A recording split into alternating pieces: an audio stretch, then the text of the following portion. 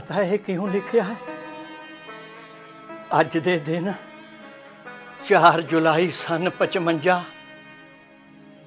तकरीबन 65 को साल पहला मेरे बापू जी दी मृतक दे इत्थे रखी सी। इत्थे पता है क्यों लिखिया? इसे मोर्चे लई मेरे बापू जी ने शहीदी दिती सी।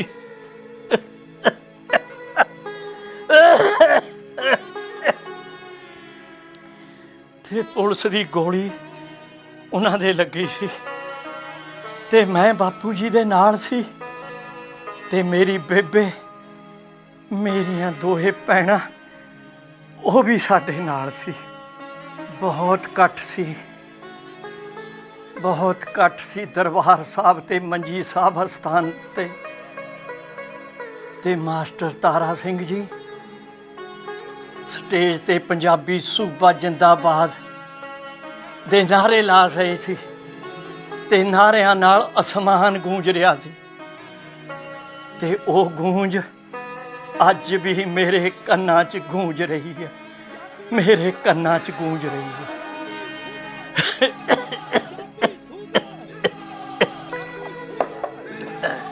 ਇਹੋ ਜਿਹੇ ਪ੍ਰਸ਼ਨਾਂ ਦਾ ਉੱਤਰ ਦੇਣਾ ਇੰਨਾ ਸਹਿਜ ਨਹੀਂ ਹੁੰਦਾ, ਇੰਨਾ ਆਸਾਨ ਨਹੀਂ ਹੁੰਦਾ ਜਿੰਨਾ ਇਸ ਨੂੰ ਅਸੀਂ ਸਮਝਦੇ ਹਾਂ। ਕਿਉਂਕਿ ਇਹੋ ਜਿਹੀਆਂ ਤਰਾਸਦੀਆਂ ਜਦੋਂ ਕਿਸੇ ਵੀ ਕੌਮ 'ਤੇ ਆਉਂਦੀਆਂ ਨੇ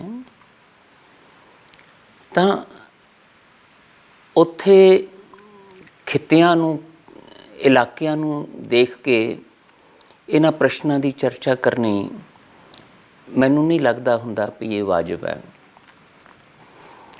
ਉਸ ਖਿੱਤੇ ਵਿੱਚ ਰਹਿ ਰਹੇ ਲੋਕ ਜਿਹੜੇ ਨੇ ਉਹਨਾਂ ਦੀ ਮਾਨਸਿਕਤਾ ਜਿਹੜੀ ਹੈ ਨਾ ਉਹ ਕਿਸ ਰੂਪ ਦੇ ਵਿੱਚ ਕੰਮ ਕਰ ਰਹੀ ਹੈ। ਆਪਣੇ ਭਾਈਚਾਰੇ ਵਿੱਚ ਧਾਰਮਿਕ ਪੱਖ ਤੋਂ, ਸੱਭਿਆਚਾਰਕ ਪੱਖ ਤੋਂ, ਸਮਾਜਿਕ ਪੱਖ ਤੋਂ ਅਤੇ ਆਪਣੇ ਆਲੇ ਦੁਆਲੇ ਵਸੇ ਹੋਏ ਹੋਰ ਭਾਈਚਾਰਿਆਂ ਨੂੰ। ਦੇਖੋ ਸਰਦਾਰ ਸਾਹਿਬ, ਗੱਲ ਇਹ ਹੈ ਕਿ ਅਸੀਂ ਸਭ ਤੋਂ ਪਹਿਲਾਂ ਮਨੁੱਖ ਹਾਂ। ਮਨੁੱਖ ਵਾਲੀਆਂ ਕਮਜ਼ੋਰੀਆਂ, ਗੁਣ, ਔਗਣ ਉਹ ਪੀੜ੍ਹੀ ਦਰ ਪੀੜ੍ਹੀ ਸਾਡੇ ਵਿੱਚ ਚਲੇ ਆਉਂਦੇ ਹੁੰਦੇ ਆ। ਬਾਣੀ ਦੇ ਵਿੱਚ ਸਾਹਿਬ ਜੀ ਨੇ ਫਰਮਾਨ ਕੀਤਾ, ਔਗਣੀ ਭਰਪੂਰ ਹੈ ਗੁਣ ਭੀ ਵਸੈ ਨਾਲ। ਇਹ ਸਾਡੇ ਮਨੁੱਖੀ ਜੀਵਨ ਦਾ ਸੱਚ ਹੈ, ਸਾਡੇ ਮਨੁੱਖ ਕਹਾਉਣ ਵਾਲਿਆਂ ਦਾ ਸੱਚ ਹੈ ਕਿ ਅਸੀਂ ਗੁਣਾਂ ਅਤੇ ਔਗਣਾਂ ਨਾਲ ਭਰਪੂਰ ਜੀਵਨ ਬਤੀਤ ਕਰਦੇ ਹਾਂ ਇਸ ਸੰਸਾਰ 'ਚ। ਜਿੰਨਾ ਵੀ ਸਾਡਾ ਸਮਾਂ, ਕਿਸੇ ਵਿੱਚ ਗੁਣ ਜ਼ਿਆਦਾ ਔਗਣ ਘੱਟ, ਕਿਸੇ ਵਿੱਚ ਔਗਣ ਜ਼ਿਆਦਾ ਗੁਣਾਂ ਦੀ ਘਾਟ ਹੁੰਦੀ ਹੈ। ਪਰ ਰਹਿੰਦੇ ਅਸੀਂ ਸਾਰੇ ਮਨੁੱਖ ਦੇ ਤੌਰ 'ਤੇ ਇਸ ਸੰਸਾਰ ਵਿੱਚ ਇਕੱਠੇ ਹਾਂ। ਹੋਰ ਬਾਣੀ ਵਿੱਚ ਸਾਹਿਬ ਜੀ ਨੇ ਫਰਮਾਨ ਕੀਤਾ ਹੈ, ਬਿਖ ਅੰਮ੍ਰਿਤ ਕਰਤਾਰ ਉਪਾਏ ਸੰਸਾਰ ਬਿਰਖ ਕੋ ਦੋਏ ਫਲ ਲਾਏ। ਇੱਥੇ ਜ਼ਹਿਰ ਵੀ ਮਨੁੱਖੀ ਜੀਵਨ ਦੇ ਅੰਦਰ ਆਪਣਾ ਪ੍ਰਭਾਵ ਬਣਾ ਕੇ ਰੱਖਦਾ। ਭਾਵ ਉਹ ਵਿਕਾਰੀ ਬਿਰਤੀਆਂ ਜਿਹੜੀਆਂ ਸਾਡੀ ਮਾਨਸਿਕਤਾ ਨੂੰ ਜ਼ਹਿਰੀਲਾ ਕਰਕੇ ਇੰਨਾ ਵਿਕਰਾਲ ਭਿਆਨਕ ਰੂਪ ਦੇ ਦਿੰਦੀਆਂ ਨੇ ਕਿ ਅਸੀਂ ਜ਼ਹਿਰੀਲੇ ਕੀੜਿਆਂ, ਮਕੌੜਿਆਂ, ਸੱਪਾਂ ਤੋਂ ਵੀ ਜ਼ਿਆਦਾ ਜ਼ਹਿਰੀਲੇ ਹੋ ਕੇ ਇੱਕ ਦੂਜੇ ਨੂੰ ਡੰਗਣ ਲੱਗਦੇ ਹਾਂ, ਮਰਨ ਮਰਾਉਣ ਲੱਗਦੇ ਹਾਂ। ਪਰ ਮਹਾਰਾਜ ਕਹਿੰਦੇ ਨਾਲ ਅੰਮ੍ਰਿਤ ਵੀ ਹੈ ਇੱਥੇ। ਬਿਖ ਅੰਮ੍ਰਿਤ ਕਰਤਾਰ ਉਪਾਏ ਸੰਸਾਰ ਬਿਰਖ ਕੋ ਦੋਏ ਫਲ ਲਾਏ। ਇੱਕ ਹੋਰ ਫਰਮਾਨ ਸਾਹਿਬ ਜੀ ਕਰਦੇ ਆ ਬਾਣੀ 'ਚ, ਬਿਰਖਾ ਹੇਠ ਸਭ ਜੰਤ ਇਕੱਠੇ, ਇੱਕ ਤੱਤੇ ਇੱਕ ਬੋਲਣ ਮਿੱਠੇ।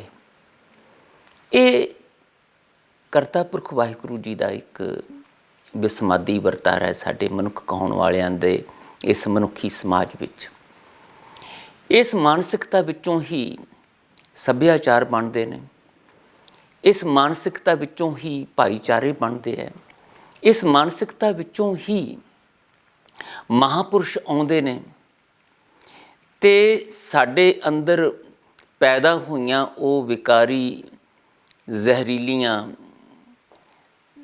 ਆਪ ਦੁਖੀ ਹੋਣ ਅਤੇ ਦੂਜਿਆਂ ਨੂੰ ਦੁਖੀ ਕਰਨ ਵਾਲੀਆਂ ਬਿਰਤੀਆਂ ਨੂੰ ਅੰਮ੍ਰਿਤ ਬਿਰਤੀਆਂ ਵਿੱਚ ਬਦਲਣ ਲਈ ਆਉਂਦੇ।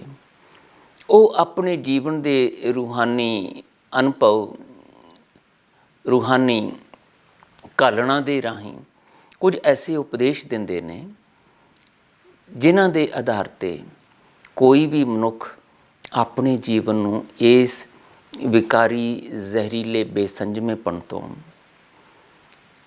ਸਹਿਜ ਆਨੰਦ ਵਿੱਚ ਬਦਲ ਸਕਦਾ। ਉਹ ਮਹਾਂਪੁਰਸ਼ਾਂ ਦੇ ਉਪਦੇਸ਼ ਜਿਹੜੇ ਹੁੰਦੇ ਆ ਨਾ, ਉਹ ਸਾਰਿਆਂ ਵਾਸਤੇ ਹੁੰਦੇ ਆ ਵੀ ਕੋਈ ਵੀ ਇਹਦੇ 'ਚੋਂ ਲਾਭ ਉਠਾ ਲਵੇ।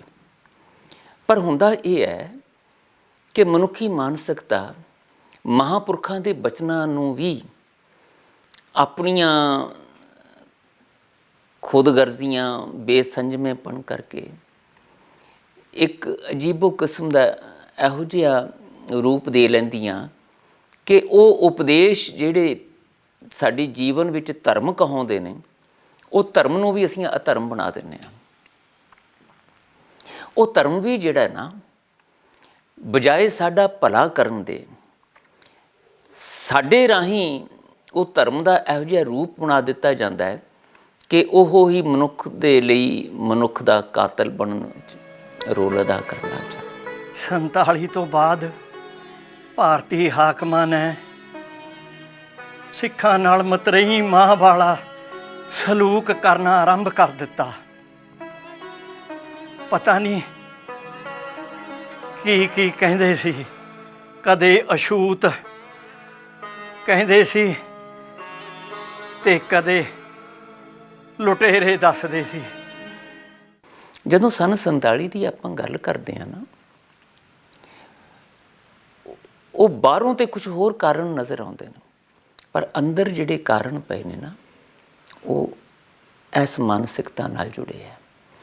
ਹੁਣ ਆਮ ਮਨੁੱਖ ਜਿਹੜਾ ਸਧਾਰਨ ਜ਼ਿੰਦਗੀ ਜਿਉਂਦਾ, ਆਪਣੀ ਕਿਰਤ ਕਰਦਾ, ਆਪਣੇ ਗ੍ਰਸਤੀ ਜੀਵਨ ਵਿੱਚ ਆਪਣਿਆਂ ਨਾਲ ਭਾਈਚਾਰੇ ਨਾਲ ਦੁੱਖ ਸੁੱਖ ਸਾਂਝੇ ਕਰਕੇ ਜੀਵਨ ਬਸਰ ਕਰ ਰਿਹਾ ਹੈ, ਫਰਜ਼ ਅਦਾ ਕਰ ਰਿਹਾ ਹੈ, ਉਹ ਅਜੇ ਇੰਨਾ ਖਤਰਨਾਕ ਨਹੀਂ ਹੁੰਦਾ, ਨਾ ਹੀ ਉਹ ਖਤਰਨਾਕ ਹੋਣਾ ਵੀ ਚਾਹੁੰਦਾ ਹੈ। ਪਰ ਕੁਝ ਖੁਦਗਰਜ਼ ਲੋਕ, ਭਾਵੇਂ ਉਹ ਧਰਮ ਦੇ ਠੇਕੇਦਾਰ ਬਣਨ, ਧਰਮ ਦੇ ਖੇਤਰ ਵਿੱਚ ਪੰਡਿਤ, ਪੁਜਾਰੀ, ਕਾਜ਼ੀ, ਮੁਲਾਣੇ ਉਹ ਬਣਨ, ਉਹ ਕਿਸੇ ਵੀ ਧਰਮ ਦੇ ਨਾਮ 'ਤੇ ਆਪਣਾ ਜਦੋਂ ਅਡੰਬਰ ਚਲਾਉਣ ਲੱਗਦੇ ਆ ਨਾ, ਉਹਨਾਂ ਦਾ ਅਡੰਬਰ ਚੱਲਦਾ ਹੀ ਉਦੋਂ ਹੈ ਜਦੋਂ ਉਹ ਆਪਣੇ ਹੀ ਮਹਾਂਪੁਰਖਾਂ ਦੇ ਧਾਰਮਿਕ ਵਿਸ਼ਵਾਸਾਂ ਦੇ ਵਿੱਚ ਵਿਸ਼ਵਾਸ ਰੱਖਣ ਵਾਲੇ ਆਮ ਲੋਕਾਂ ਨੂੰ ਗੁੰਮਰਾਹ ਕਰਕੇ ਉਹਨਾਂ ਦੀ ਮਾਨਸਿਕਤਾ ਵਿੱਚ ਧਰਮ ਦੇ ਨਾਮ 'ਤੇ ਹੋਰ ਜ਼ਹਿਰੀਲਾਪਨ ਭਰਦੇ ਹੈ। ਉਹਨਾਂ ਦੀ ਰੋਜ਼ੀ ਰੋਟੀ ਵੀ ਇਸੇ ਗੱਲ 'ਤੇ ਚੱਲਦੀ ਹੈ, ਪੂਜਾ ਮਾਨਤਾ ਵੀ ਇਸੇ ਗੱਲ 'ਤੇ ਚੱਲਦੀ ਹੈ। ਇਹੋ ਹੀ ਧਾਰਮਿਕ ਜਿਹੜੀ ਖੁਦਗਰਜ਼ ਸ਼੍ਰੇਣੀ ਹੈ, ਇਹਨਾਂ ਦਾ ਇੱਕ ਨਾਪਾਕ ਸਮਝੌਤਾ ਇੱਕ ਇਹਨਾਂ ਵਰਗੀ ਹੀ ਬਿਮਾਰ ਜ਼ਹਿਰੀਲੀ ਮਾਨਸਿਕਤਾ ਵਾਲਿਆਂ ਨਾਲ ਹੁੰਦਾ। ਉਹ ਨੇ ਰਾਜਨੀਤਿਕ,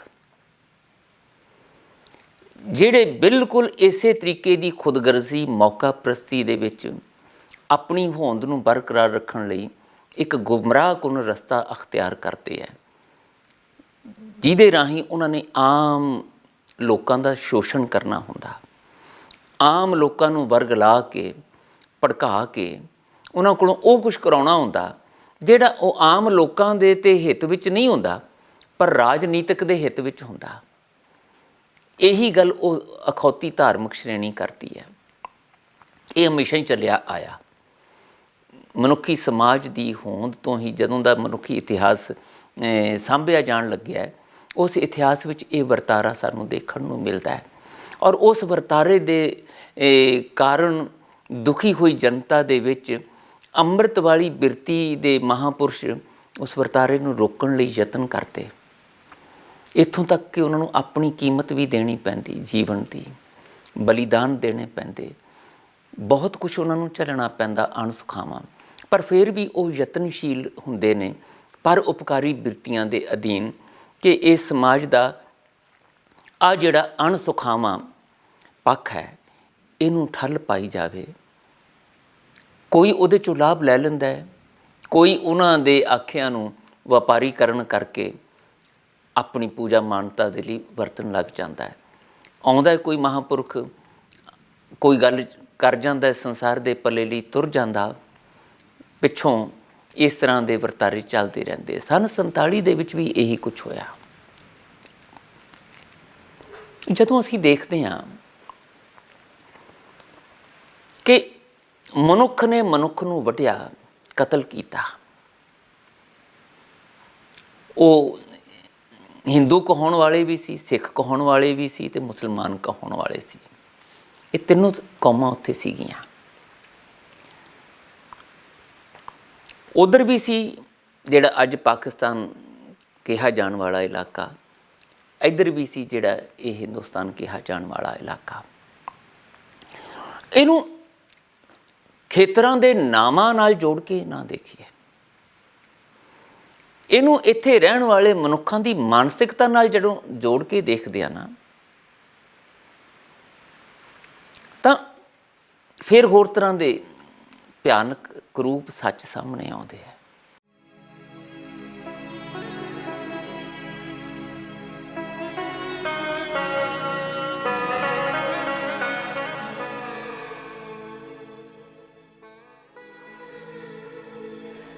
ਵਿਧਾਨ ਰਚਿਆ ਤੇ ਸਿੱਖਾਂ ਨੂੰ ਹਿੰਦੂ ਧਰਮ ਦਾ ਹਿੱਸਾ ਬਣਾ ਦਿੱਤਾ, ਤੇ ਵੱਖਰਾ ਖਿੱਤਾ ਦੇਣਾ ਸੀ ਉਥੋਂ ਵੀ ਮੁੱਕਰ ਗਏ, ਤੇ ਜਲਾਲਤ ਦੀ ਜ਼ਿੰਦਗੀ ਜਿਉਂਦੇ ਰਹੇ ਸਿੱਖ। ਸਿੱਖਾਂ ਨੇ ਆਪਣੀ ਇਕੱਲੀ ਉਸ ਪੀੜ੍ਹੀ ਨੇ ਨਹੀਂ, ਆਉਣ ਵਾਲੀਆਂ ਪੀੜ੍ਹੀਆਂ ਦੀ ਕਿਸਮਤ ਵੀ ਜੋੜ ਦਿੱਤੀ ਇਹ ਭਾਰਤੀ ਧਰਤੀ ਦੇ ਨਾਲ। ਉੱਜੜ ਕੇ ਆਪਣੀ ਮਿੱਟੀ ਦਾ ਮੋਹ ਛੱਡ ਕੇ ਰੋਂਦੇ ਕਰਲਾਉਂਦੇ, ਆਪਣਾ ਕਤਲੇਆਮ ਕਰਾਉਂਦੇ, ਆਪਣਾ ਸਾਰਾ ਕੁਝ ਉਜਾੜਦੇ ਹੋਏ ਇੱਥੇ ਆ ਕੇ ਵਸੇ। ਇੱਕੋ ਹੀ ਮਾਨਸਿਕਤਾ ਸੀ ਨਾ ਵੀ ਚਲੋ ਕੋਈ ਨਹੀਂ, ਉਹ ਆਪਣੇ ਬੇਗਾਨੇ ਹੋ ਗਏ, ਇੱਥੇ ਆਪਣੇ ਨੇ, ਆਪਣਿਆਂ ਦੇ ਵਿੱਚ ਬੈਠ ਕੇ ਫਿਰ ਅਸੀਂ ਦੁੱਖ ਸੁੱਖ ਸਾਂਝਾ ਕਰਕੇ ਉਹ ਪਿਛਲੀ ਜਿਹੜੀ ਆਪਣੀ ਤਰਾਸਦੀ ਹੈ ਉਹਨੂੰ ਭੁੱਲਣ ਦਾ ਯਤਨ ਕਰਾਂਗੇ, ਆਪਣੀਆਂ ਆਉਣ ਵਾਲੀਆਂ ਪੀੜ੍ਹੀਆਂ ਦੇ ਲਈ ਫਿਰ ਮਿਹਨਤ ਕਰਕੇ ਉਸੇ ਤਰ੍ਹਾਂ ਰੱਬ ਦਾ ਸ਼ੁਕਰ ਕਰਦਿਆਂ ਜੀਵਨ ਗੁਜ਼ਾਰਾਂਗੇ। ਪਰ ਨਹੀਂ ਹੋਇਆ। ਸੰਨ 47 ਨੂੰ ਅੱਜ ਤਕਰੀਬਨ 73 ਸਾਲ ਹੋ ਗਏ। ਕੀ ਬਦਲਿਆ? ਧਾਰਮਿਕ ਸੰਕੀਰਣਤਾ ਰੁਕ ਗਈ, ਫਿਰਕੂਪੁਣਾ ਰੁਕ ਗਿਆ, ਰਾਜਨੀਤਿਕ ਖੋਹਾ ਖਿੰਜੀ ਰੁਕ ਗਈ, ਮਨੁੱਖਤਾ ਦਾ ਕਤਲੇਆਮ ਰੁਕ ਗਿਆ। ਕੀ ਰੁਕਿਆ? ਜ਼ਾਤਾਂ ਪਾਤਾਂ ਦੇ ਨਾਮ 'ਤੇ ਅੱਜ ਫਿਰ ਉਹੀ ਕਤਲੇਆਮ, ਧਾਰਮਿਕ ਵਖਰੇਵਿਆਂ ਦੇ ਨਾਮ 'ਤੇ ਉਹੀ ਕਤਲੇਆਮ, ਉਹੀ ਨਫ਼ਰਤ। ਪੂਰੇ ਪਾਕਿਸਤਾਨ 'ਚ ਵੀ ਉਹੀ ਹਾਲ ਹੈ, ਪੂਰੇ ਹਿੰਦੁਸਤਾਨ 'ਚ ਵੀ ਉਹੀ ਹਾਲ ਹੈ। ਵੰਡਿਆ ਕੌਣ ਗਿਆ? ਸੋ ਮੈਂ ਇਸ ਪ੍ਰਸ਼ਨ ਨੂੰ ਇੰਨੇ ਵਿਸਥਾਰ ਨਾਲ ਇਸ ਕਰਕੇ ਗੱਲ ਕੀਤੀ ਕਿ ਜਿੰਨਾ ਚਿਰ ਤੱਕ ਅਸੀਂ ਇਸ ਕੌੜੇ ਸੱਚ ਨੂੰ ਪ੍ਰਵਾਨ ਨਹੀਂ ਕਰਦੇ ਕਿ ਵੰਡਿਆ ਕੌਣ ਜਾਂਦਾ, ਧਰਤੀ ਨਹੀਂ ਵੰਡੀ ਜਾਂਦੀ। ਧਰਤੀ 'ਤੇ ਆਪਣੀ ਖੁਦਗਰਜ਼ੀ ਦੇ ਅਧੀਨ ਆਪਣੇ ਸੁੱਖਾਂ ਨੂੰ, ਆਪਣੀ ਪੂਜਾ ਮਾਨਤਾ ਨੂੰ ਕਾਇਮ ਰੱਖਣ ਵਾਲੇ ਜਿਹੜੇ ਮੌਕਾ ਪ੍ਰਸਤ ਲੋਕ ਨੇ, ਉਹ ਲੋਕਾਂ ਨੂੰ ਵੰਡਦੇ ਹੈ ਅਤੇ ਆਹ ਤੇਰਾ ਆਹ ਮੇਰਾ ਕਹਿ ਕੇ ਲੋਕਾਂ ਦਾ ਘਾਣ ਕਰਾਉਂਦੇ ਹੈ। ਅਤੇ ਉਹ ਘਾਣ ਕਦੀ ਵੀ ਮੁੱਕਿਆ ਨਹੀਂ, ਅੱਜ ਵੀ ਜਾਰੀ ਹੈ। ਇਸ ਕਰਕੇ ਸੰਨ 47 ਸੀ ਉਸ ਤਰਾਸਦੀ ਨੂੰ ਜਦੋਂ ਵੀ ਕੋਈ ਨਵਾਂ ਇਹੋ ਜਿਹਾ ਭਿਆਨਕ ਵਰਤਾਰਾ ਹੁੰਦਾ ਹੈ, ਭਾਵੇਂ ਉਹ 78 ਵਿੱਚ ਹੋਇਆ, ਭਾਵੇਂ ਉਹ 84 ਵਿੱਚ ਹੋਇਆ ਅਤੇ ਭਾਵੇਂ ਸੰਨ 55 'ਚ ਹੋਇਆ, ਉਹ ਉਸੇ ਤਰ੍ਹਾਂ ਜਦੋਂ ਵੀ ਜਾਰੀ ਹੁੰਦਾ ਹੈ ਅਤੇ ਫਿਰ ਪੁਰਾਣੇ ਜ਼ਖਮ ਜਿਹੜੇ ਨੇ ਉਹ ਫਿਰ ਹਰੇ ਹੁੰਦੇ ਹੈ ਤੇ ਇੱਕ ਅਜੀਬ ਕਿਸਮ ਦਾ ਨਫ਼ਰਤ ਭਰਿਆ ਦੁਸ਼ਮਣੀ ਵਾਲਾ ਬੇਗਾਨਾਪਣ ਜਿਹੜਾ ਨਾ ਉਹ ਸਾਹਮਣੇ ਆਉਣਾ ਸ਼ੁਰੂ ਹੋ ਜਾਂਦਾ ਹੈ। ਹਾਂ, ਇਹ ਉਹੀ ਲੋਕ ਨੇ ਜਿਨ੍ਹਾਂ ਦੇ ਵਡੇਰਿਆਂ ਨੇ ਪਹਿਲਾਂ ਵੀ ਇਹੀ ਕੁਛ ਕੀਤਾ ਸੀ, ਹੁਣ ਵੀ ਇਹੋ ਹੀ ਨੇ, ਉਹਨਾਂ ਦੇ ਅੱਗੋਂ ਪੁੱਤਰ ਧੀਆਂ ਉਹੀ ਕੁਛ ਕਰ ਰਹੇ ਨੇ। ਇਹ ਹੋਰ ਜ਼ਿਆਦਾ ਮਨੁੱਖ ਨੂੰ ਦੁਖੀ ਕਰਦਾ, ਭੜਕਾਉਂਦਾ, ਹੋਰ ਕ੍ਰੋਧ ਵਿੱਚ ਹੰਕਾਰ ਵਿੱਚ ਲੈ ਕੇ ਜਾਂਦਾ, ਹੋਰ ਮੁਤੱਸਬ ਨਾਲ ਫਿਰਕੂ ਪੁਣੇ ਨਾਲ ਭਰ ਕੇ ਇੱਕ ਦੂਜੇ ਦੇ ਖਿਲਾਫ ਮਰਨ ਮਰਾਉਣ ਵਾਲੀ ਬਿਰਤੀ ਪੈਦਾ ਕਰਦਾ ਹੈ। ਅੱਜ ਜਦੋਂ ਅਸੀਂ ਇਹ ਸਾਰਾ ਕੁਛ ਹੰਢਾ ਰਹੇ ਹਾਂ, ਜਿਹੜੀ ਅੱਜ ਤੁਸੀਂ ਦੇਖੋ ਤੀਜੀ ਚੌਥੀ ਪੀੜ੍ਹੀ ਹੈ, ਤੀਜੀ ਪੀੜ੍ਹੀ ਤੇ ਹੈ ਹੀ ਹੈ। ਇਸ 73 ਸਾਲਾਂ ਵਿੱਚ ਕੁਛ ਹੀ ਬਜ਼ੁਰਗ ਬਚੇ ਨੇ ਜਿਹੜੇ ਉਸ ਵੇਲੇ ਕਿਤੇ ਬਚਪਨੇ 'ਚ ਹੋਣਗੇ, 16-17 ਵੱਧ ਤੋਂ ਵੱਧ ਕੋਈ 18-19 ਸਾਲ ਦੇ ਹੋਣਗੇ, ਜਿਹੜੇ ਅੱਜ ਬਚੇ ਹੋਏ ਕੁਛ ਗਿਣਤੀ ਦੇ। ਪਰ ਉਹ ਤੋਂ ਬਾਅਦ ਤੇ ਜਿੰਨੇ ਵੀ ਹੈਗੇ ਨੇ ਉਹਨਾਂ ਨੇ ਤੇ ਉਹ ਨਹੀਂ ਦੇਖਿਆ, ਨਹੀਂ ਹੰਢਾਇਆ। ਪਰ ਉਹ ਜਦੋਂ ਅੱਜ ਇਹ ਸੰਤਾਪ ਉਹਨਾਂ ਨੂੰ ਕਿਸੇ ਨਾ ਕਿਸੇ ਰੂਪ ਵਿੱਚ ਹੰਢਾਉਣਾ ਪੈਂਦਾ ਹੈ, ਤੇ ਫਿਰ ਉਹ ਆਪਣੇ ਪੁਰਾਣੇ ਬਜ਼ੁਰਗਾਂ ਦੇ ਇਤਿਹਾਸ ਨੂੰ ਦੇਖਦੇ ਨੇ ਤੇ ਫਿਰ ਕਹਿੰਦੇ ਭਈ ਇਹ ਤਾਂ ਉਹਨਾਂ ਨਾਲ ਵੀ ਬੇਗਾਨਾਪਣ ਸੀ ਤੇ ਸਾਡੇ ਨਾਲ ਵੀ ਇਹ ਬੇਗਾਨਾਪਣ ਹੈ। ਇਹ ਇਸ ਤਰ੍ਹਾਂ ਦੀਆਂ ਜਿਹੜੀਆਂ ਖੁਦਗਰਜ਼ੀਆਂ ਨੇ ਉਹਨਾਂ ਨਾਲ ਵੀ ਸੀ ਤੇ ਸਾਡੇ ਨਾਲ ਵੀ ਨੇ। ਬਦਲਿਆ ਕੀ ਹੈ? ਉੱਥੇ ਫਿਰ ਇੱਕ ਵਿਦਰੋਹ ਦੀ ਭਾਵਨਾ, ਇੱਕ ਬਾਗਿਆਨਾ ਸੋਚ, ਇੱਕ ਵਖਰੇਵੇਂ ਵਾਲੀ ਸੋਚ ਖੜੀ ਹੁੰਦੀ ਹੈ, ਜਿਹੜੀ ਆਮ ਹਾਲਤਾਂ ਵਿੱਚ ਆਮ ਮਨੁੱਖ ਆਪਣੇ ਕਿਰਤ ਕਰਦਾ ਹੋਇਆ, ਰੋਜ਼ੀ ਰੋਟੀ ਦੇ ਵਿੱਚ ਰੁੱਝਿਆ ਹੋਇਆ, ਆਪਣੀ ਗ੍ਰਸਤ ਦੇ ਪਰਿਵਾਰਾਂ ਦੇ ਫਰਜ਼ ਅਦਾ ਕਰਦਾ ਹੋਇਆ ਜੀਵਨ ਜੂ ਰਿਹਾ ਹੈ। ਤੇ ਰੱਬ ਦਾ ਸ਼ੁਕਰ ਘੱਟ ਜਾਂ ਵੱਧ ਜਿਸ ਰੂਪ 'ਚ ਵੀ ਉਹ ਕਰਨਾ ਜਾਣਦਾ ਹੈ, ਉਹ ਕਰਦਾ ਜੀਵਨ ਗੁਜ਼ਾਰਦਾ ਹੈ। ਉਸ ਨੂੰ ਇਸ ਬਿਰਤੀ ਦੇ ਅਧੀਨ ਫਿਰ ਉਹ ਰੋਜ਼ੀ ਰੋਟੀ ਵਾਲੀ ਗੱਲ ਛੱਡ ਕੇ ਇੱਧਰ ਝੋਕ ਦਿੱਤਾ ਜਾਂਦਾ। ਜੇ ਸਿੱਖਾਂ ਨੇ ਗੁਰੂ ਸਾਹਿਬਾਨਾਂ ਦੇ ਨਗਰ ਕੀਰਤਨ ਕੱਢਣੇ ਤਾਂ ਇਹ ਫਿਰਕੂ ਹਿੰਦੂਆਂ ਨੇ ਇੱਟਾਂ ਤੇ ਰੋੜੇ ਮਾਰਨੇ ਸ਼ੁਰੂ ਕਰ ਦੇਣੇ ਤੇ ਗਾਲਾਂ ਕੱਢਣੀਆਂ ਸ਼ੁਰੂ ਕਰ ਦੇਣੀਆਂ। ਤੇ ਆ ਪੁਲਿਸ ਖੜੀ ਦੇਖਦੀ ਰਹਿੰਦੀ ਸੀ। ਹਾਂ,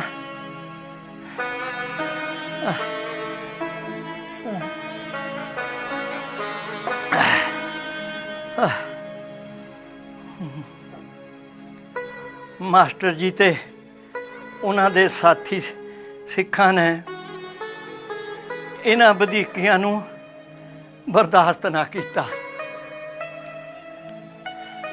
ਤੇ ਉਹ ਮੋਰਚਾ ਲਾਉਣ ਲਈ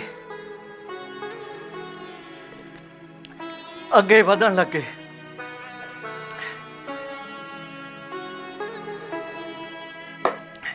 ਤੇ ਉਹਨਾਂ ਨੇ ਵੱਖਰਾ ਸਿੱਟਾ ਦਾ ਕੀ ਦੇਣਾ ਸੀ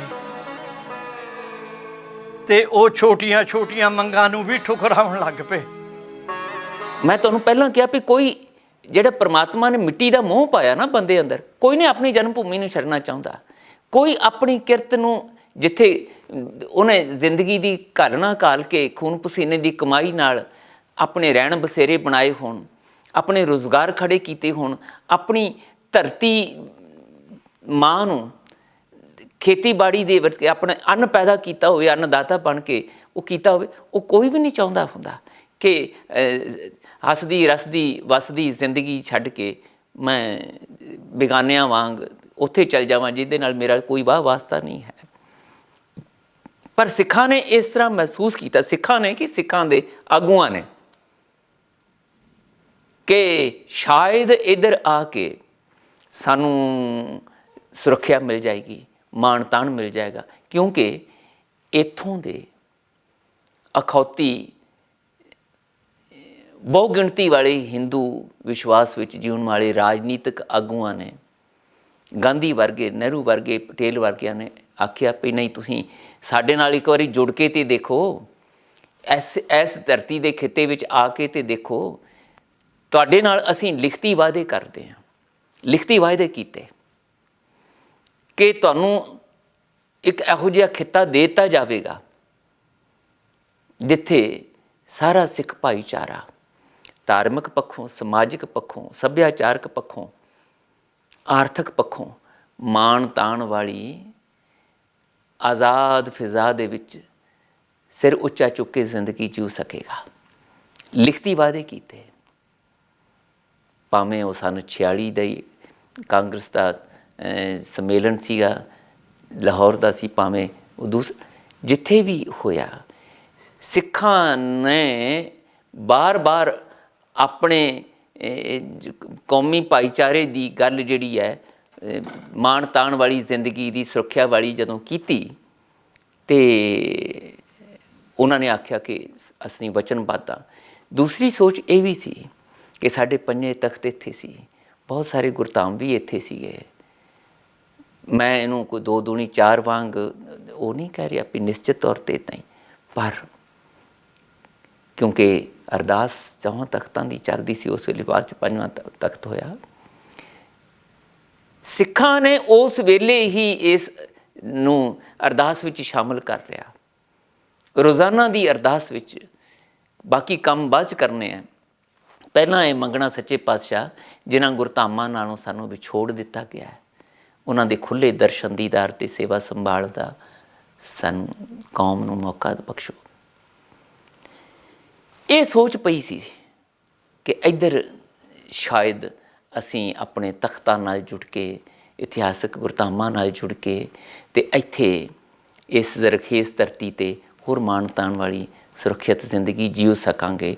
ਸ਼ਾਇਦ ਉਹ ਇਲਾਕਾ ਜਿਹੜਾ ਹੈ ਪਾਕਿਸਤਾਨ ਵਾਲਾ, ਉੱਥੇ ਫਿਰਕੂਪੁਣੇ ਦੇ ਵਿੱਚ ਸ਼ਾਇਦ ਅਸੀਂ ਉਸ ਤਰ੍ਹਾਂ ਦੀ ਸੁਰੱਖਿਅਤ ਜ਼ਿੰਦਗੀ ਨਾ ਜੀ ਸਕੀਏ।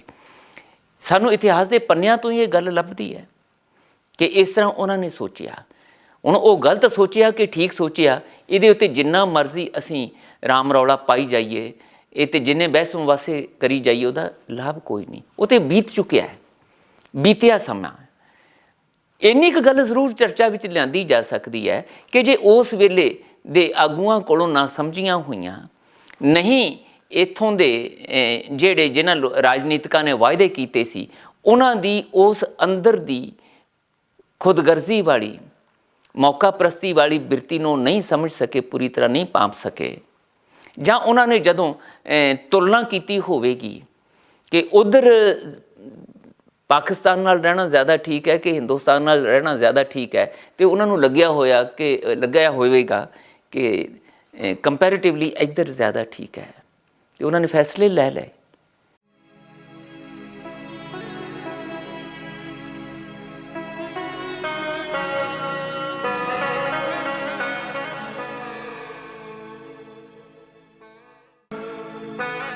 ਗੱਲ ਕੀ, ਗੁਲਾਮੀ ਦੇ ਆਲਮ 'ਚ ਜੀ ਰਹੀ ਤੀ ਸਿੱਖ ਕੌਮ। ਆਜ਼ਾਦੀ ਵੇਲੇ ਕੀ ਵਾਅਦੇ ਕੀਤੇ ਸੀ, ਤੇ ਆਜ਼ਾਦੀ ਤੋਂ ਬਾਅਦ ਮੂੰਹ ਹੀ ਫੇਰ ਲਿਆ। ਚਾਰੇ ਪਾਸਿਓਂ ਦਬਾਅ ਬਣਾਇਆ ਜਾਂਦਾ ਸੀ ਸਿੱਖ ਕੌਮ 'ਤੇ ਕਿ ਮਜਬੂਰਨ ਹਿੰਦੂ ਧਰਮ ਕਬੂਲ ਕਰ ਲੈਣ। ਕਿ ਜਿਹੜੇ ਵਾਅਦੇ ਲਿਖਤੀ ਤੌਰ 'ਤੇ ਉਸ ਸਮੇਂ ਦੇ ਹਾਕਮਾਂ ਨੇ, ਇੱਥੋਂ ਦੇ ਹਿੰਦੂ ਧਾਰਮਿਕ ਵਿਸ਼ਵਾਸ ਵਾਲੇ, ਬਹੁ ਗਿਣਤੀ ਵਾਲੇ ਰਾਜਨੀਤਿਕ ਆਗੂਆਂ ਨੇ, ਭਾਵੇਂ ਉਹ ਗਾਂਧੀ ਸੀ, ਭਾਵੇਂ ਨਹਿਰੂ ਸੀ, ਅਤੇ ਭਾਵੇਂ ਕੋਈ ਹੋਰ ਸੀਗਾ, ਉਹਨਾਂ ਸਾਰਿਆਂ ਨੇ ਜਿਹੜੇ ਲਿਖਤੀ ਵਾਅਦੇ ਆਪਣੀ ਮੀਟਿੰਗਾਂ ਵਿੱਚ, ਆਪਣੇ ਸੰਮੇਲਨਾਂ 'ਚ ਕੀਤੇ ਸੀਗੇ ਕਿ ਅਸੀਂ ਸਿੱਖਾਂ ਨੂੰ, ਜੇ ਉਹ ਇੱਧਰ ਸਾਡੇ ਨਾਲ ਆ ਕੇ ਜੁੜ ਜਾਣ ਤਾਂ ਇੱਕ ਖਿੱਤਾ ਐਸਾ ਦਿਆਂਗੇ ਜਿਸ ਖਿੱਤੇ ਵਿੱਚ ਉਹ ਮਾਣ ਤਾਣ ਵਾਲੀ ਜ਼ਿੰਦਗੀ ਦੇ ਹਰ ਕਾਰਜ ਖੇਤਰ ਦੇ ਵਿੱਚ ਸਵੈ ਮਾਣ ਵਾਲੀ, ਅਣਖ ਵਾਲੀ, ਆਜ਼ਾਦੀ ਵਾਲੀ ਜ਼ਿੰਦਗੀ ਦਾ ਆਨੰਦ ਮਾਣ ਸਕਣ, ਅਤੇ ਉਹ ਸਾਡੇ ਨਾਲ ਆ ਜਾਣ। ਅਸੀਂ ਵਾਅਦਾ ਕਰਦੇ, ਉਹ ਵਾਅਦਿਆਂ ਤੋਂ ਮੁੱਕਰ ਗਏ। ਇਕੱਲੇ ਵਾਅਦਿਆਂ ਤੋਂ ਹੀ ਨਹੀਂ ਮੁੱਕਰੇ, ਬਲਕਿ ਮਾਣ ਤਾਣ ਵਾਲੀ ਜ਼ਿੰਦਗੀ ਜਿਉਣ ਦਾ ਹੱਕ ਤਾਂ ਇੱਕ ਪਾਸੇ ਰਹਿ ਗਿਆ, ਜਰਾਇਮ ਪੇਸ਼ਾ ਕੌਮ ਡਿਕਲੇਅਰ ਕਰਤਾ ਗਿਆ। ਉੱਚੀ ਆਵਾਜ਼ ਦੇ ਵਿੱਚ ਇਹ ਆਖਿਆ ਗਿਆ ਕਿ ਸਿੱਖ ਤੇ ਜਿਹੜੇ ਨੇ ਜਰਾਇਮ ਪੇਸ਼ਾ ਕੌਮ ਨੇ, ਇਹ ਤੇ ਮੁਜਰਮ ਨੇ, ਇਹ ਤੇ ਮੁਜਰਮਾਨਾ ਕੰਮ ਕਰਨ ਵਾਲੀ ਕੌਮ ਹੈ। ਇਸ ਤਰ੍ਹਾਂ ਬੇਇੱਜ਼ਤ ਕੀਤਾ ਗਿਆ। ਵਾਅਦੇ ਕੀਤੇ ਗਏ ਮਾਣ ਤਾਣ ਵਾਲੀ ਜ਼ਿੰਦਗੀ ਜਿਉਣ ਦੇ ਲਈ ਉਹ ਸਾਰਾ ਕੁਛ ਹੱਕ ਦੇਣ ਲਈ, ਪਰ ਜੋ ਦਿੱਤਾ ਗਿਆ ਉਹ ਬੇਪਤੀ, ਬੇਇੱਜ਼ਤੀ ਔਰ ਸ਼ਰਮਿੰਦਗੀ ਨਮੋਸ਼ੀ ਵਾਲੀ, ਇੱਕ ਗੁਲਾਮ ਬਿਰਤੀ ਦੇ ਵਿੱਚ ਧਕੇਲਣ ਵਾਲੀ ਦਿੱਤੀ ਗਈ, ਜਿਹੜਾ ਵਰਤਾਰਾ ਦਿੱਤਾ ਗਿਆ, ਜੋ ਅਮਲ ਦਿੱਤਾ ਗਿਆ, ਉਹ ਅਮਲ ਆ ਸੀਗਾ, ਜਿਸ ਕਰਕੇ ਸਿੱਖ ਆਗੂਆਂ ਨੇ ਆਪਣੇ ਆਪ ਨੂੰ ਉਸ ਮਾਨਸਿਕਤਾ ਦਾ ਬੋਝ ਹੰਢਾਉਂਦਿਆਂ, ਜਿਹੜੀ ਮਾਨਸਿਕਤਾ ਦੇ ਵਿੱਚ ਉਹਨਾਂ ਨੇ ਇੱਥੇ ਆਉਣਾ ਪ੍ਰਵਾਨ ਕੀਤਾ ਸੀ, ਉਸੇ ਮਾਨਸਿਕਤਾ ਦਾ ਹੁਣ ਬੋਝ ਮਹਿਸੂਸ ਹੋਇਆ ਕਿ ਕੌਮ ਨਾਲ ਧੱਕਾ ਹੋ ਗਿਆ, ਤੇ ਉਸ ਧੱਕੇ ਵਿੱਚ ਅਸੀਂ ਵੀ ਜ਼ਿੰਮੇਵਾਰ ਬਣ ਗਏ। ਹੁਣ ਸਾਨੂੰ ਹੀ ਅੱਗੇ ਲੱਗ ਕੇ ਇਹ ਸੰਘਰਸ਼ ਕਰਨਾ ਪਏਗਾ ਆਪਣੀ ਕੌਮ ਵਾਸਤੇ। ਤੇ ਉਹਨਾਂ ਨੇ ਫਿਰ ਪੰਜਾਬੀ ਸੂਬੇ ਦੀ ਮੰਗ ਕੀਤੀ, ਪਹਿਲਾਂ ਸਿੱਖ ਹੋਮਲੈਂਡ ਦੀ ਮੰਗ ਕੀਤੀ, ਫਿਰ ਪੰਜਾਬੀ ਸੂਬੇ ਦੀ ਮੰਗ ਕੀਤੀ, ਫਿਰ ਭਾਸ਼ਾ ਦੇ ਆਧਾਰ 'ਤੇ ਵੀ ਪੰਜਾਬੀ ਭਾਸ਼ਾ ਮਾਤ ਭਾਸ਼ਾ ਇਸ ਇਲਾਕੇ ਦੀ, ਤੁਸੀਂ ਸਾਰੇ ਹਿੰਦੁਸਤਾਨ ਦੇ ਵਿੱਚ ਭਾਸ਼ਾ ਦੇ ਆਧਾਰ 'ਤੇ ਸੂਬੇ ਬਣਾਏ, ਇਸ ਨੂੰ ਵੀ ਪੰਜਾਬੀ ਮਾਤ ਭਾਸ਼ਾ ਦੇ ਨਾਮ 4 ਜੁਲਾਈ ਜਦੋਂ 1955 'ਚੋਂ ਭਾਣਾ ਵਰਤਿਆ, ਉਸ ਮੌਕੇ 'ਤੇ ਕਸੂਰ ਤੇ ਸਿਰਫ ਇੰਨਾ ਹੀ ਸੀ ਕਿ ਉਹ ਪੰਜਾਬੀ ਸੂਬਾ ਜ਼ਿੰਦਾਬਾਦ ਦੇ ਨਾਮ 'ਤੇ ਮੋਰਚੇ ਲਾਉਂਦੇ ਸੀ, ਤੇ ਇੱਥੋਂ ਦਾ ਜਿਹੜਾ ਭੀਮ ਸੈਨ ਸੱਚਰ ਮੁੱਖ ਮੰਤਰੀ ਸੀ, ਉਹਨੇ ਪੰਜਾਬੀ ਸੂਬਾ ਜ਼ਿੰਦਾਬਾਦ ਕਹਿਣ 'ਤੇ ਵੀ ਪਾਬੰਦੀ ਲਾਤੀ, ਭਈ ਇਹ ਨਾਰਾ ਵੀ ਨਹੀਂ ਮਾਰ ਸਕਦਾ, ਇਹਦੀ ਮੰਗ ਕਰਨੀ ਤੇ ਇੱਕ ਪਾਸੇ ਰਹੀ, ਇਹਦੇ ਲਈ ਸੰਘਰਸ਼ ਕਰਨਾ ਤੇ ਇੱਕ ਪਾਸੇ ਰਿਹਾ, ਇਹ ਨਾਰਾ ਵੀ ਨਹੀਂ ਤੁਸੀਂ ਮਾਰ ਸਕਦੇ, ਜਿਹੜਾ ਮਾਰੇਗਾ ਉਹਨੂੰ ਚੁੱਕ ਕੇ ਅੰਦਰ ਕੀਤਾ ਜਾਏਗਾ। ਤੇ ਉਸ ਵੇਲੇ ਮਾਸਟਰ ਤਾਰਾ ਸਿੰਘ ਤੇ ਹੋਰ ਸੱਜਣਾ ਨੇ ਆਖਿਆ ਭਈ ਇਹ ਤੇ ਸਾਡਾ ਅਧਿਕਾਰ ਹੈ, ਸੰਵਿਧਾਨਕ ਅਧਿਕਾਰ ਹੈ, ਤੁਸੀਂ ਨਾਰਾ ਕਹਿੰਦੇ ਹੋ, ਅਸੀਂ ਤੇ ਇਸ ਮੰਗ ਨੂੰ ਲੈ ਕੇ ਸੰਘਰਸ਼ ਕਰ ਰਹੇ ਹਾਂ, ਮੋਰਚਾ ਲਾਇਆ। ਉਸ ਮੋਰਚੇ ਦੇ ਵਿੱਚ ਹੀ ਬਦਕਿਸਮਤੀ ਇਹ ਹੋਈ ਕਿ ਇੱਥੋਂ ਦਾ ਪੰਜਾਬ ਦਾ ਜਿਹੜਾ ਫਿਰਕੂ ਬਿਰਤੀ ਵਾਲਾ ਹਿੰਦੂ ਕਹਾਉਣ ਵਾਲਾ ਸੱਜਣ ਸੀ, ਉਹਨਾਂ ਨੇ ਧਰੋ ਕਮਾਇਆ।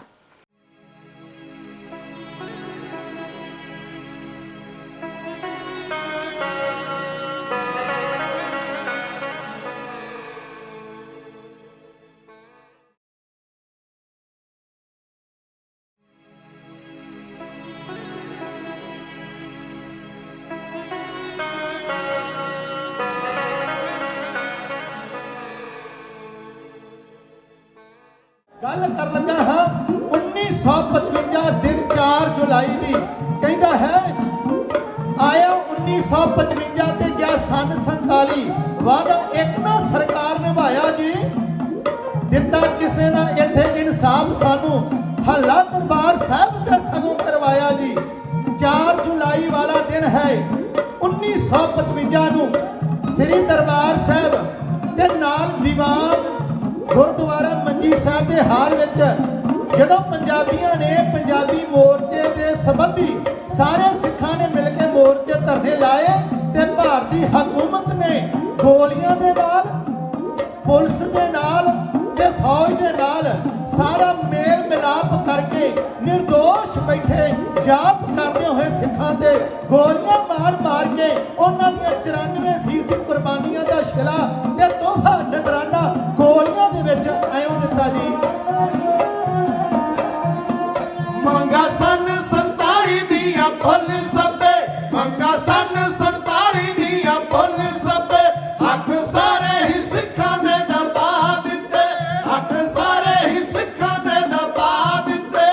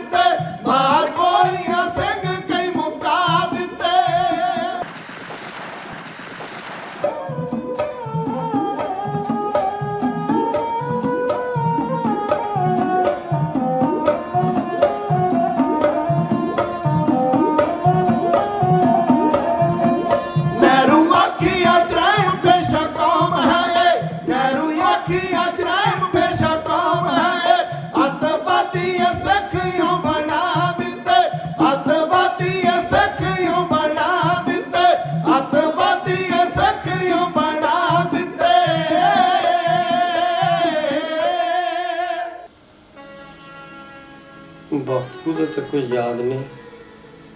ਬੇਬੇ ਕਹਿੰਦੀ ਸੀ ਬਾਪੂ ਤੇਰਾ ਦਰਬਾਰ ਸਾਹਿਬ ਪੰਜਾਬੀ ਸੂਬੇ ਦੇ ਸੰਬੰਧ ਵਿੱਚ ਗਿਆ ਸੀ।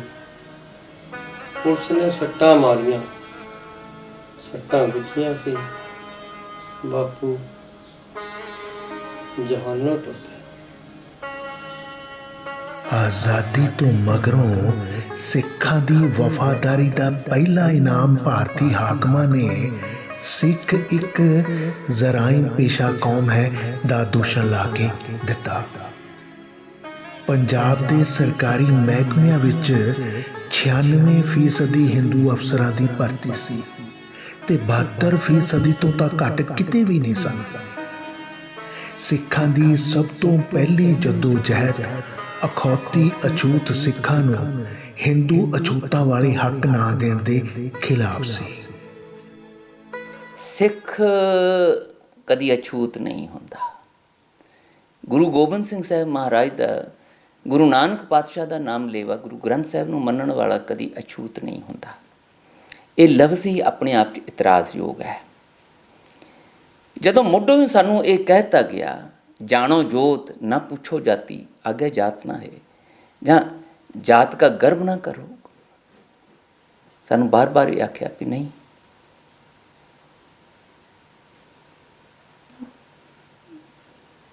ਕੇਵਲ ਆਖਿਆ ਨਹੀਂ, ਗੁਰੂ ਸਾਹਿਬਾਨ ਨੇ ਅਮਲੀ ਤੌਰ 'ਤੇ ਇਹਦੇ ਲਈ ਜੋ ਕੁਛ ਕੀਤਾ ਜਾ ਸਕਦਾ ਸੀਗਾ ਉਹ ਕੀਤਾ।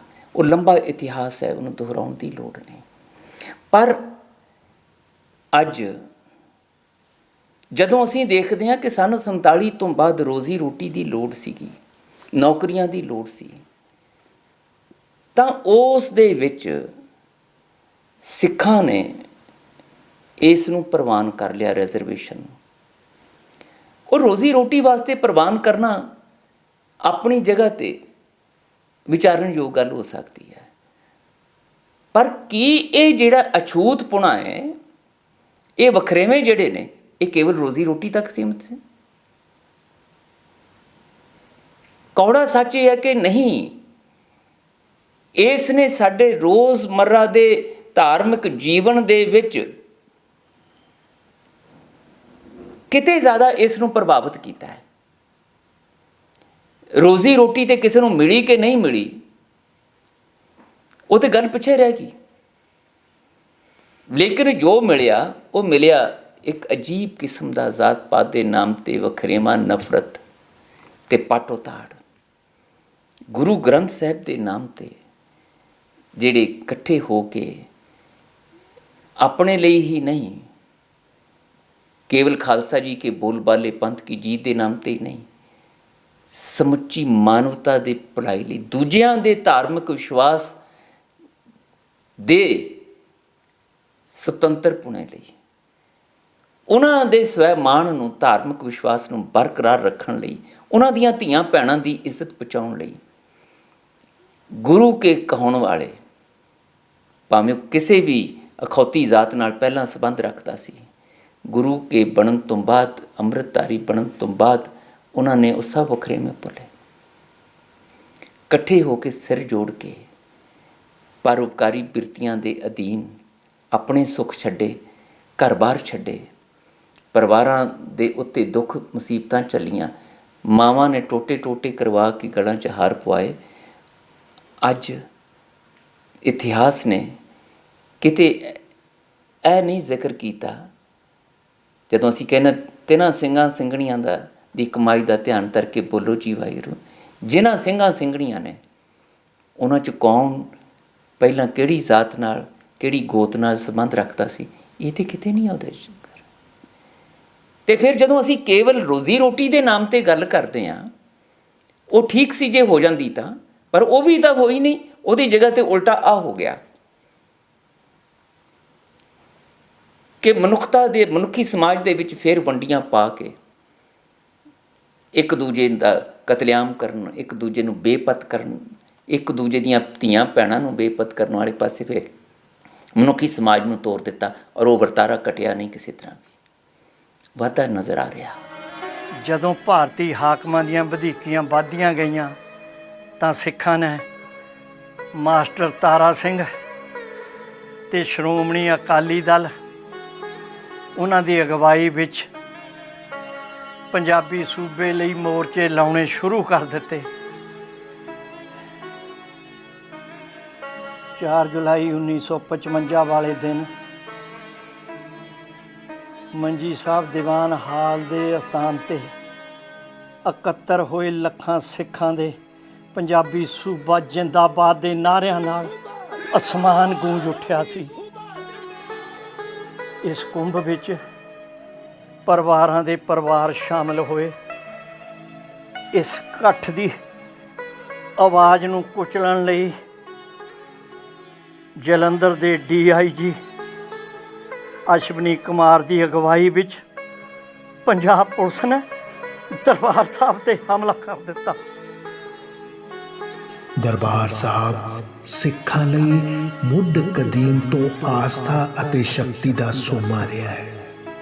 ਇਤਿਹਾਸ ਦੇ ਜੇ ਪੰਨੇ ਫਰੋਲੀਏ ਤਾਂ ਦਰਬਾਰ ਸਾਹਿਬ ਹਮੇਸ਼ਾ ਸਿੱਖਾਂ ਦੇ ਵਿਰੋਧੀਆਂ ਦੇ ਨਿਸ਼ਾਨਿਆਂ ਤੇ ਰਿਹਾ ਹੈ, ਕਿਉਂਕਿ ਦਰਬਾਰ ਸਾਹਿਬ ਨੂੰ ਹਮੇਸ਼ਾ ਹੀ ਇਸ ਬਿਰਤੀ ਨਾਲ ਨਿਸ਼ਾਨਾ ਬਣਾਇਆ ਗਿਆ ਕਿ ਇੱਥੋਂ ਦਾ ਜਿਹੜਾ ਅੰਮ੍ਰਿਤ ਸਰੋਵਰ ਹੈ, ਇੱਥੇ ਜਿਹੜੀ ਉਹ ਹਰਿਮੰਦਰ ਸਾਹਿਬ ਦੀ ਉਹ ਪਾਵਨ ਧਰਤੀ ਹੈ, ਜਿੱਥੋਂ ਉਪਦੇਸ਼ 4 ਵਰਨਾ ਕੋ ਸਾਂਝਾ ਦਿੱਤਾ ਜਾਂਦਾ ਹੈ, ਜਿੱਥੇ ਬਿਨਾਂ ਕਿਸੇ ਧਾਰਮਿਕ ਜਾਂ ਮਜ਼ਹਬੀ ਜਾਂ ਜ਼ਾਤ ਪਾਤੀ ਵਖਰੇਵਾਂ ਤੋਂ, ਵਰਣ ਵੰਡ ਦੇ ਵਖਰੇਵਾਂ ਤੋਂ ਉੱਪਰ ਉੱਠ ਕੇ 4 ਦਰਵਾਜ਼ਿਆਂ ਰਾਹੀਂ ਉੱਚਾ ਸੰਦੇਸ਼ ਪਹਿਰ ਰਾਤ ਰਹਿੰਦੀ ਤੋਂ ਸ਼ੁਰੂ ਕਰਕੇ ਰਾਤ ਚੌਥੇ ਪਹਿਰ ਤੱਕ ਇਹ ਸੰਦੇਸ਼ ਨਿਰੰਤਰ ਦਿੱਤਾ ਜਾਂਦਾ ਹੈ।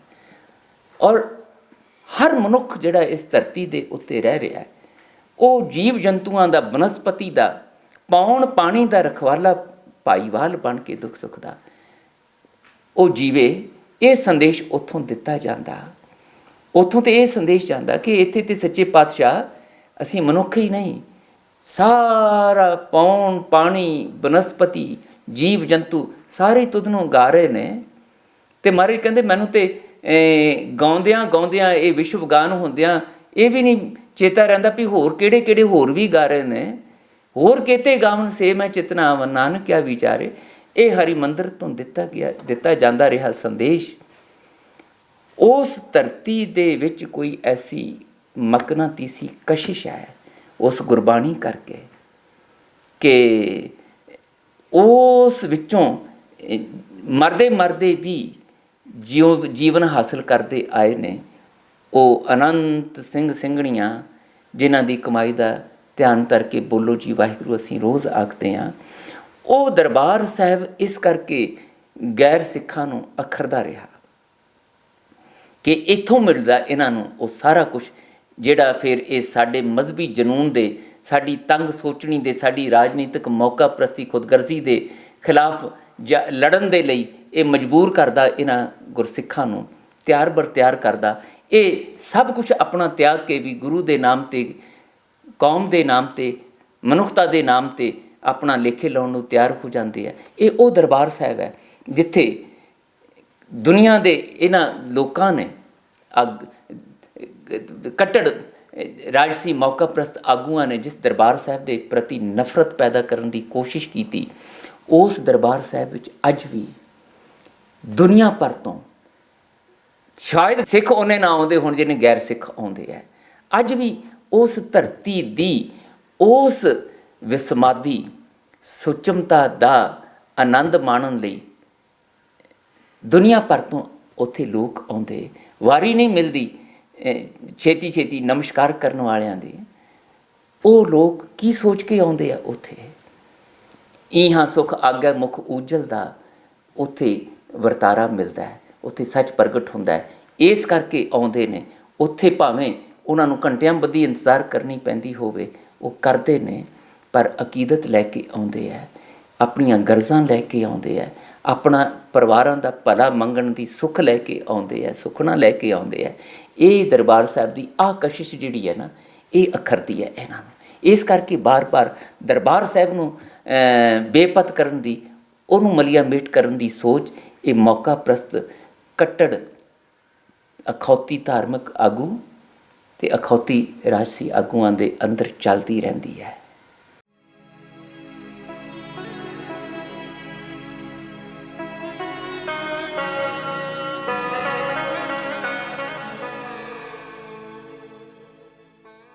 ਰਾਜਨੀਤਿਕ ਤੰਗ ਸੋਚਣੀ ਕਰਕੇ, ਰਾਜਨੀਤਿਕ ਫਿਰਕੂਪੁਣੇ ਕਰਕੇ, ਰਾਜਨੀਤਿਕ ਖੁਦਗਰਜ਼ੀਆਂ ਕਰਕੇ ਇਹ ਵਰਤਾਰੇ ਇੱਕੋ ਜਿਹੇ ਨੇ। ਭਾਵੇਂ ਇਹਦੇ ਵਿੱਚ ਜੋ ਘਟਨਾਕ੍ਰਮ ਵਾਪਰਿਆ ਉਹ ਇੱਕੋ ਜਿਹਾ ਉਸ ਰੂਪ ਦੇ ਵਿੱਚ, ਮਾਤਰਾ ਦੇ ਰੂਪ ਵਿੱਚ ਨਹੀਂ ਹੈ। ਨੁਕਸਾਨ ਸਾਨੂੰ 1955 ਵਿੱਚ ਵੀ ਹੋਇਆ 4 ਜੁਲਾਈ ਨੂੰ, ਪਰ ਇਹ ਉਸ ਤਰ੍ਹਾਂ ਦਾ ਭਿਆਨਕ ਨੁਕਸਾਨ ਨਹੀਂ ਸੀਗਾ ਜਾਨੀ ਤੌਰ 'ਤੇ, ਜਾਂ ਸਾਰਾ ਜਿਸ ਤਰ੍ਹਾਂ ਅਕਾਲ ਤਖ਼ਤ ਸਾਹਿਬ ਨੂੰ ਢਾਇਆ ਗਿਆ, ਗੁਰੂ ਗ੍ਰੰਥ ਸਾਹਿਬ ਪਾਤਸ਼ਾਹ ਹਜ਼ੂਰ ਨੂੰ ਗੋਲੀਆਂ ਲੱਗੀਆਂ, ਹਰਿਮੰਦਰ ਸਾਹਿਬ 'ਤੇ ਗੋਲੀਆਂ ਲੱਗੀਆਂ, ਸਾਰਾ ਸਰੋਵਰ ਦਾ ਪਾਣੀ ਜਿਹੜਾ ਜਿਹਦੇ ਚੂਲੇ ਭਰ ਭਰ ਕੇ ਪਿਆਰ ਕਰਨ ਵਾਲੇ, ਭਾਵੇਂ ਉਹ ਗੈਰ ਸਿੱਖ ਹੀ ਸੀਗੇ, ਉਸ ਨੂੰ ਆਪਣੀ ਜ਼ਿੰਦਗੀ ਲਈ ਅੰਮ੍ਰਿਤ ਜਾਣ ਕੇ ਚੂਲੇ ਭਰ ਭਰ ਪੀਂਦੇ ਸੀਗੇ ਅਤੇ ਆਪਣੇ ਆਪ ਨੂੰ ਵਡਭਾਗੀ ਸਮਝਦੇ ਸੀ, ਉਹ ਲਾਲ ਸੁਰਖ ਹੋ ਗਿਆ ਪਾਣੀ ਮਨੁੱਖਾਂ ਦੇ ਖੂਨ ਨਾਲ, ਨਿਰਦੋਸ਼ਾਂ ਦੇ ਖੂਨ ਨਾਲ।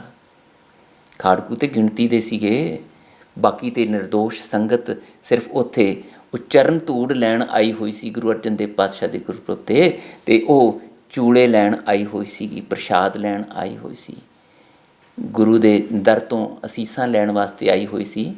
ਉਹਨਾਂ ਨੂੰ ਕੋਈ ਵਾਸਤਾ ਨਹੀਂ ਸੀਗਾ ਇਸ ਗੱਲ ਨਾਲ। ਉਹ ਗੁਰੂ ਅਰਜਨ ਦੇਵ ਪਾਤਸ਼ਾਹ ਦੇ ਗੁਰਪੁਰਬ 'ਤੇ ਆਏ ਸੀਗੇ, ਵਿਸ਼ੇਸ਼ ਤੌਰ 'ਤੇ ਹਜ਼ਾਰਾਂ ਦੀ ਗਿਣਤੀ 'ਚ, ਉੱਥੋਂ ਅਸੀਸ ਲੈਣ ਵਾਸਤੇ, ਆਪਣੇ ਗੁਰੂ ਨੂੰ ਆਪਣੀ ਸ਼ਰਧਾ ਅਰਪਿਤ ਕਰਨ ਵਾਸਤੇ। ਉਹ ਨਿਰਦੋਸ਼ ਬੱਚੇ ਬੱਚੀਆਂ, ਉਹ ਨਿਰਦੋਸ਼ ਔਰਤਾਂ, ਉਹ ਨਿਰਦੋਸ਼ ਬਜ਼ੁਰਗ, ਉਹਨਾਂ ਦਾ ਕਤਲੇਆਮ ਹੋਇਆ, ਔਰ ਅੱਤ ਦੀ ਕਰੂਰਤਾ ਨਾਲ ਉਹ ਕੀਤਾ ਗਿਆ।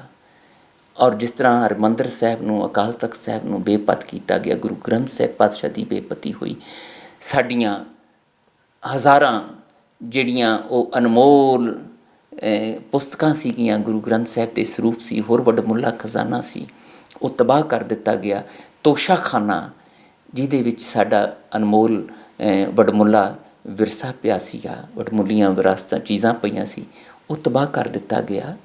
ਇਹ 1955 ਵੇਲੇ ਇਸ ਤਰ੍ਹਾਂ ਦਾ ਨੁਕਸਾਨ ਨਹੀਂ ਸੀ ਹੋਇਆ, ਪਰ ਮਾਨਸਿਕਤਾ ਉਹੀ ਸੀਗੀ ਜਿਹੜੀ ਉਸ ਵੇਲੇ ਸਿੱਖਾਂ ਦੇ ਪ੍ਰਤੀ ਦੁਸ਼ਮਣੀ ਵਾਲਾ, ਫਿਰਕੂਪੁਣੇ ਵਾਲਾ ਰੱਖਦੀ ਸੀਗੀ ਖਿਆਲ ਵਿਚਾਰ। ਉਹੀ ਮਾਨਸਿਕਤਾ ਉਸ ਵੇਲੇ ਸੀ, ਉਹੀ ਮਾਨਸਿਕਤਾ 84 ਵੇਲੇ ਸੀ। ਉਹਦੇ ਪਿੱਛੇ ਸੋਚ ਇੱਕੋ ਹੀ ਸੀ, ਘਟਨਾਕ੍ਰਮ ਦੇ ਵਿੱਚ ਫਰਕ ਜ਼ਰੂਰ ਸੀਗਾ।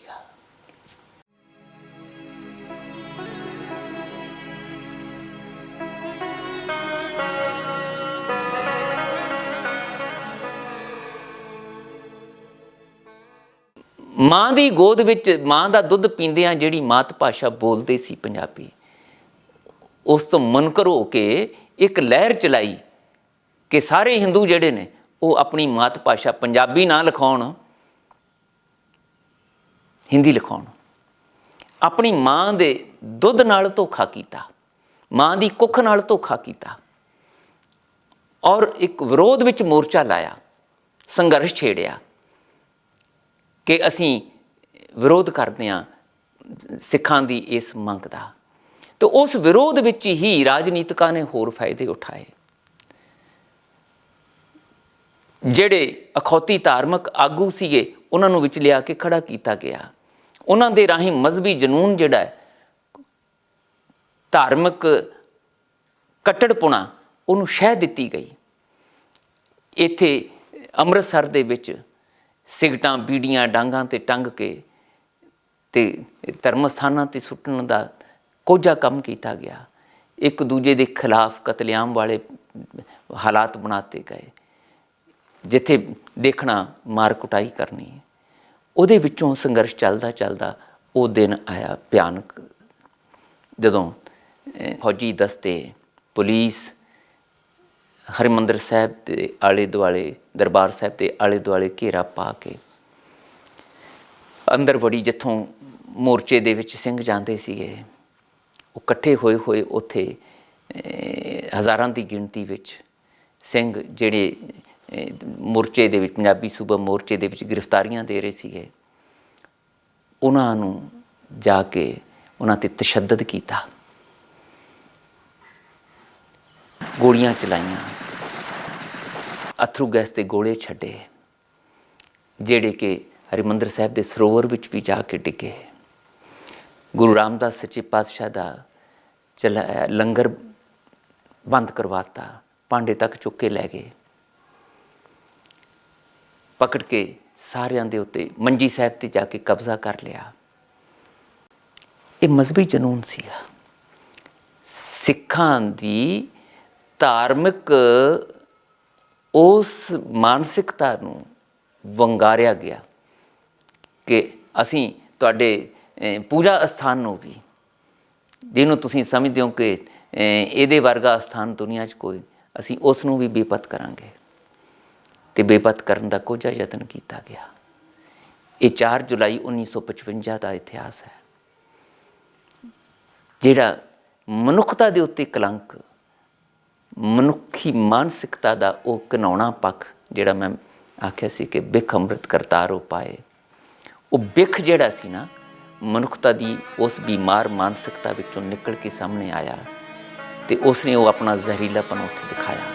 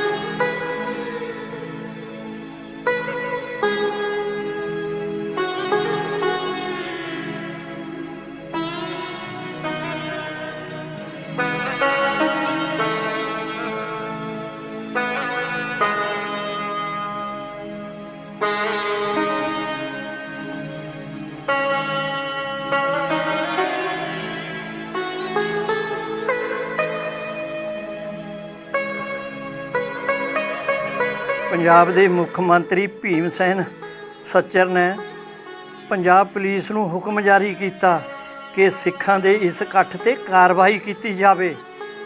ਪੰਜਾਬ ਪੁਲਿਸ ਨੇ ਦਰਬਾਰ ਸਾਹਿਬ ਅੰਦਰ ਦਾਖਲ ਹੋ ਕੇ ਸਿੱਖਾਂ 'ਤੇ ਹੋਏ ਇਕੱਠ 'ਤੇ ਅਥਰੂ ਗੈਸ ਦੇ ਗੋਲੇ ਸੁੱਟਣੇ ਸ਼ੁਰੂ ਕਰ ਦਿੱਤੇ।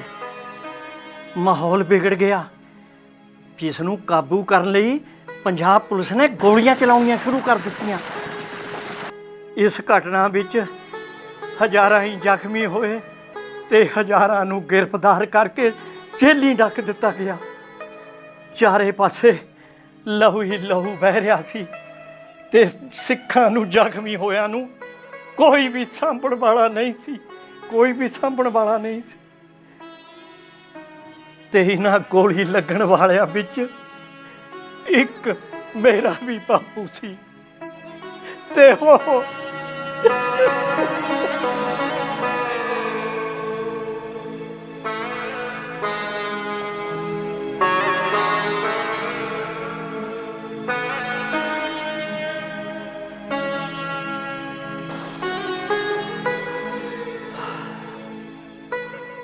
ਕਿਵੇਂ ਨਾ ਕਿਵੇਂ ਮੇਰੇ ਬਾਪੂ ਦੀ ਦੇਹ ਮੇਰੀ ਬੇਬੇ ਨੇ ਉੱਥੋਂ ਕੱਢ ਲਿਆਂਦੀ ਤੇ ਇੱਥੇ ਧਰ ਦਿੱਤੀ ਤੇ ਫਿਰ ਸੰਸਕਾਰ ਕਰ ਦਿੱਤਾ। ਸਾਰਾ ਪਿੰਡ ਜੁੜਿਆ ਸੀ ਮੇਰੇ ਬਾਪੂ ਦੇ ਸੰਸਕਾਰ।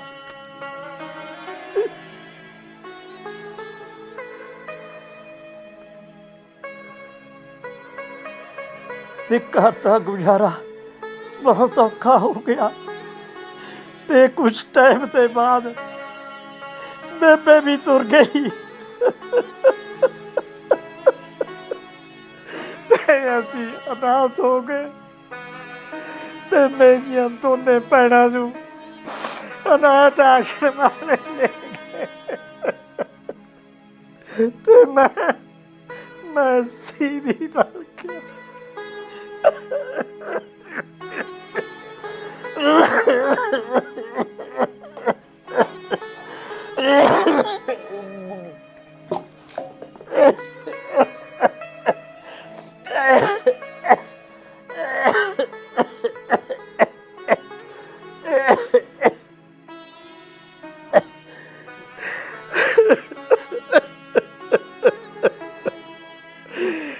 ਕਿਸੇ ਸਾਲੇ ਨੇ ਸਾਡੀ ਸਾਰ ਨਹੀਂ ਲਈ।